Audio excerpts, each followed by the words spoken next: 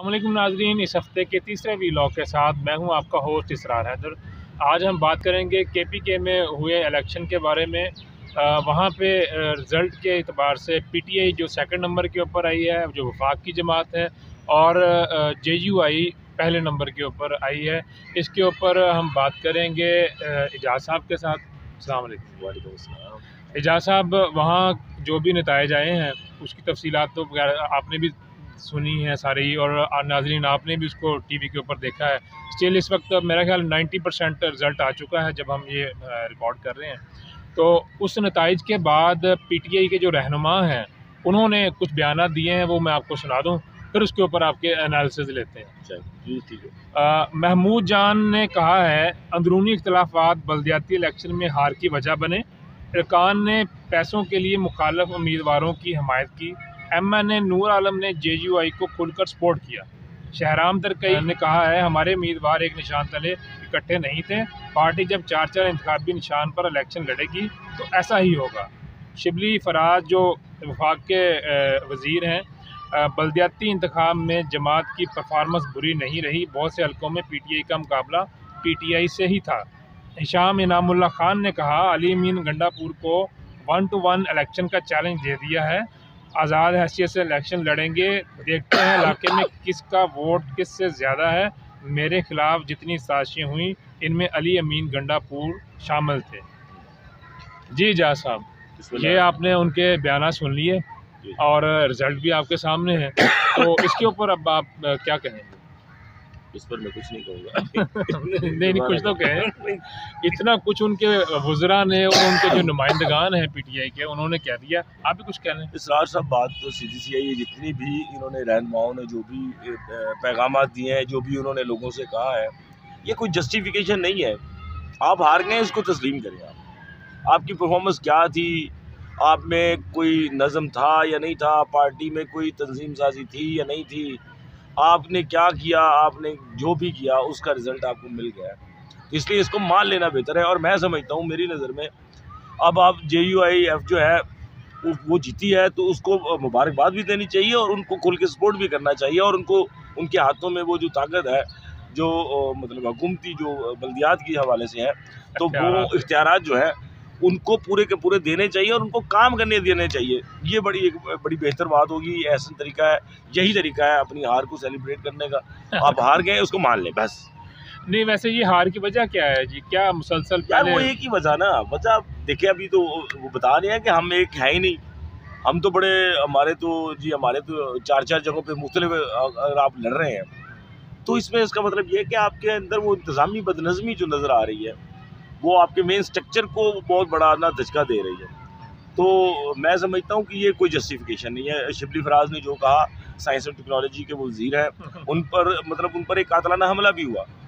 आप देखें कि अंदाज़ा करें कि लोग किस कदर नफ़रत का इजहार कर रहे थे उस वक्त उन पर, कि उनकी गाड़ी पर उन लोगों ने पत्थर मारे। तो अब इसको देखना चाहिए ना यार, ऐसा क्या हो रहा है जिसकी वजह से ये सब कुछ हो रहा है। यानी हम ये कह सकते हैं कि जिस तरह से जो पाकिस्तान के वज़ीर आज़म हैं, उनका पाकिस्तान की तरह अपनी पार्टी के जो नज़्म व नस्क है उसके ऊपर भी कोई कंट्रोल नहीं है। नहीं यार, ये कहा नहीं जा सकता। देखिए, वज़ीर आज़म सारे मुल्क में अपना वो जितने भी आला नीचे लोग काम करते हैं, इंतज़ामी ढांचा जो होता है वो नीचे बहुत सारे लोगों के पास होता है। इसमें महमूद खान जो है वो कसूरवार है, और उसके बाद ये बड़े बड़े नाम जो हैं, जिसमें गंडापुर के गंडापुर के, तो वो उन्होंने तो बहुत पूरे बयानात भी दिए हैं। उन्होंने कहा कि एक मैं महंगाई के हवाले से एक मैंने बयान आपको कोट कर दूँ। मतलब क्या किस तरह के भूंडे बयान है ये, कि अगर मैं 100 चीनी के दाने, एक चम्मच अपना चीनी जो लेता हूँ चाय में, तो 100 दाने अगर उसमें होते हैं तो उसमें आप 9 दाने कम कर दें। अच्छा जी, आप खाने में 9 नवाले कम कर दें। तो भाई, हमें कितने नवाले मिल कितने रहे हैं? नहीं, इतने कम कर दिए, हर आने वाला बंदा यही कहता है। और मेरे ख्याल से अगर बंदे रहे ही 9 नवाले गए हों, अगर 9 नवाले, उनमें से वो तो सारे खत्म हो गए ना यार। ये कोई बयान नहीं है। शौकत यूसुफ जी ने बयान दिया था, मुझे अच्छा लगा। उसने माना, उसने कहा यार महंगाई की वजह है हमारे हारने की, और ये बात ठीक है। मैं समझता हूँ कि बहुत वार्म वेलकम जो है ना करना चाहिए जितने भी लोग जीते हैं। और एक बड़ी अफसोसनाक खबर मेरे नज़दीक तो इसरार साहब ये है कि हम ना अपनी हार को ना मानते नहीं है। ये रवैया हमें पालना पड़ेगा। हम हार गए, हमें खुले दिल से मानना पड़ेगा। जो भी सूरत हाल थी, जो भी तरीकाकार था, धांधली हो गई, पैसे चल गए, ये किसने रोकना था? इलेक्शन कमीशन ने तो रोकना ही जाहिर रोकना बात था। है, ये अदालत आपके का भी काम। बहुत सारे, अब देखो वहाँ पे फायरिंग भी होती रही है। हाँ, तो कोई आप 2 हलाकतें भी हुई हैं मेरे ख्याल हालांकि से। मतलब 5 लोग कह रहे थे कि एक काउंसलर के उम्मीदवार थे, वो भी हलाक यानी हवाई यार फायरिंग थी शवाबी ना में एक उसमें। जरगा हो रहा है, जरगे में ये फैसला हुआ कि औरतें वोट नहीं डालेंगी। What happened? इसको किसने डील करना था? गवर्नमेंट ने डील करना है तो ना। फिर यही तो जिम्मेदारी इतने बड़े फ्लॉज आप छोड़ेंगे। अच्छा ये बताएं कि वहाँ पे वफाकी जो जमात है PMLN और पीपल्स पार्टी, वो कहाँ पे नज़र आ रही है? कहती तो ऐसे ही है जी, वफाकी जमात है वो PMLN तो PMLN और पीपल्स पार्टी का हाथ बहुत बुरा हुआ। JUF को तो मैं बहुत ज़्यादा मुबारकबाद पेश करना चाहता हूँ ना, मेरी तरफ से उनको, मौलाना फजल रहमान को बहुत बहुत मुबारक हो कि उन्होंने अपना बड़ा ज़बरदस्त जो है ना इलेक्शन कंटेस्ट किया। इसके साथ साथ मैं PMLN के हवाले से यही कहूँगा कि PMLN जो है वो कहती तो है कि हम वफाकी जमात है, लेकिन वो कितने 3 मतलब जगहों पर ना वो अपने तहसील मेयर बना सकी थी। और पीपल्स पार्टी चारों सूबों की जंजीर, बेनज़ीर वो पता नहीं पार्टी कहाँ पे है, वो सिर्फ एक जीत सके है। तो ये बड़ा लम्हा फिक्रिया है इन 2 पार्टी। लेकिन वो एज ए PDM उसको सेलिब्रेट कर रहे हैं। हाँ, वो तो वो कहते हैं ना कि दुश्मन का दुश्मन दोस्त होता है, तो फिर वो दोस्त की तरह ही वो बिहेव करेंगे ना।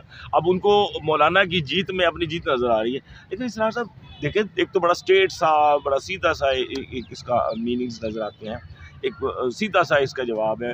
एक जो आप देखते हैं कि JUF ने बड़ा जीत लिया ये मैदान, तो इसके पीछे इनविजिबल भी इसकी कुछ इफ़ेक्ट्स हैं, जो जिसके हवाले से कभी बात करेंगे अगर आप कहेंगे तो। हाँ नहीं, वो इनविजिबल फैक्ट्स क्या हैं, आप क्या देखते हैं इसकी पसे पर्दा भी कोई बात है, कोई सूरत हाल नजर आती है? यार ये कबल अज़ वक्त होगी, लेकिन मेरे ज़हन में ख्याल चलता है कि JUF जो है, जिसको मौलाना फजल रहमान की जमात जो है, जमीयत उलमा इस्लाम, मेरे नज़दीक शायद ये एक डील है जो पाकिस्तान तहरीक इंसाफ और इनके दरमियान, यानी PTI गवर्नमेंट और JUI के दरमियान है। देखिए PDM को सरबराही कौन कर रहा है? मौलाना साहब। मौलाना साहब ही वाहिद आदमी है जो अपोजिशन कर रहे हैं, बाकी तो 2 जमातें अपोजिशन कर ही नहीं रही। नहीं, ना अगर नून लीग अपोजिशन कर रही है। अगर इसको मान लिया जाए, ये जो आप एक मफरूज़ा बयान कर रहे हैं, तो ये जितने बयान मैंने आपको सुनाए अभी, तो ये असल में देखिए, ये असल में आपस में बदनज़मी, इसका मतलब है ये बाय प्लान हुई सारी। यार असल में ये चीज़ें देखें ना, अवाम को क्या बताना है? अवाम को वही सुनाना है जो अवाम सुनना चाहती है, ठीक है ना। अवाम को कैसे बता सकते हैं कि हम ये ऐसा हुआ है? यार बैकडोर बहुत कुछ हो रहा होता है ऐसा।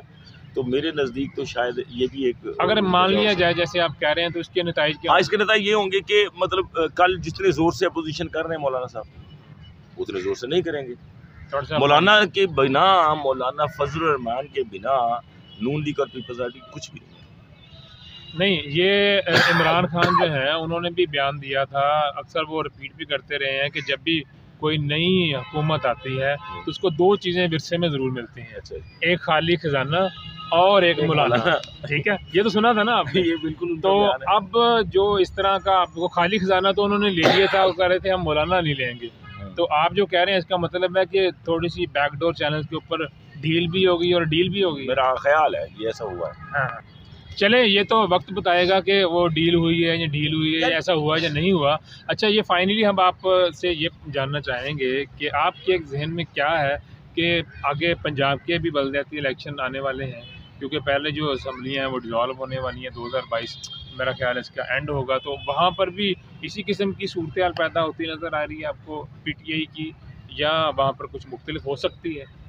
नहीं, इसी तरह की होगी मेरे ख्याल में। असल में यार फैसले गलत हो रहे हैं ना। महमूद खान जो है ना, मैं उसको कसूरवार कह रहा हूँ इस पूरे बलदियाती इलेक्शन में। ये जो 17 इजलास हुए हैं, अभी देखें वो सेकंड जो उसका पार्ट है वो तो होने हैं ना अभी, तो बाकी उसमें भी देखेंगे भी क्या बनता है। लेकिन ये तो मेयर्स के थे ना, तो मेयर्स में तो JUF ने इनको पछाड़ के रख दिया है, मतलब बहुत बुरे तरीके। लेकिन अगर कोई इसका क्रेडिट नून लीग वाला ले रहा है तो ये अफसोस, और ये पीपल्स पार्टी वाला ले रहा है तो ये अफसोसनाक अमल है। हाँ, वो खुशी तो सेलिब्रेट, जाहिर बात है, अगर वो हारे हैं तो उसकी वो सेलिब्रेट तो कर रहे हैं, लेकिन वो उसके साथ साथ वो खुद भी हारे हैं। बिल्कुल, वो हारे और बुरी तरह हारे हैं। मतलब वो खुद को तो ये समझे ना कि वो बहुत ज़्यादा बुरी तरह हार चुके हैं, उनको क्रेडिट कोई नहीं जाता है। वो अपनी तरफ देखें, अपने हवाले से देखें कि हम क्या कर रहे हैं, हमारी पार्टी कहाँ पे। सही, कुछ अपनी अदाओं पे भी गौर कीजिए। तो इसी के साथ ही हम आपसे इजाज़त चाहेंगे, हमें इजाज़त दें। इसके बाद हम अपने किसी नए व्लॉग के साथ, किसी नए टॉपिक के साथ आपके साथ हाज़िर होंगे, और तब तक के लिए हमें दीजिएगा इजाज़त। अल्लाह हाफ़िज़।